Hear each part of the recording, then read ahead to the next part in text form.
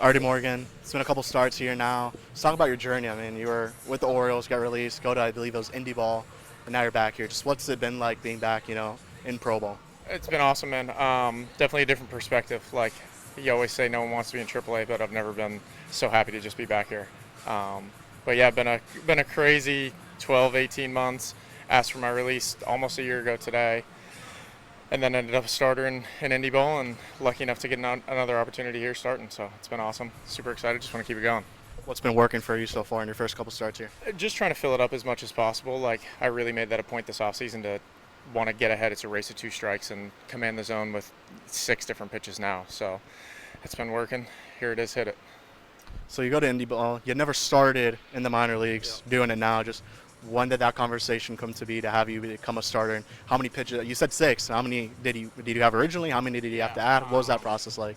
So when I left the Orioles last year, I was primarily a late inning, 1 inning reliever, fastball, slider, mixing a cutter.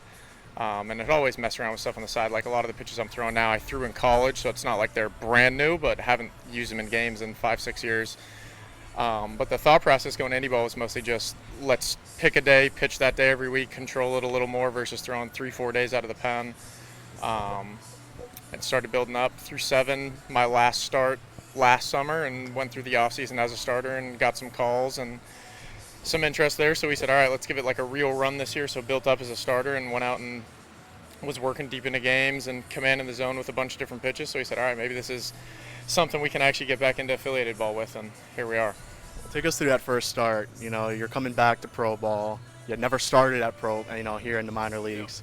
And you go, I think it was like 6 2/3 or close to 7. Just what was that like? What were the emotions going to any nerves? It was jittery, man. Yeah, no, I'll be honest. I always said I enjoyed relieving more because I hated knowing when I was going to pitch, and that has gone away real quick. But that first day, when I was driving down here from New York and knowing what day of the week I was going to start, there were definitely some nerves, and I think I was a little quieter pregame. But we're settled into it now. But the first one was definitely a little nervy for sure.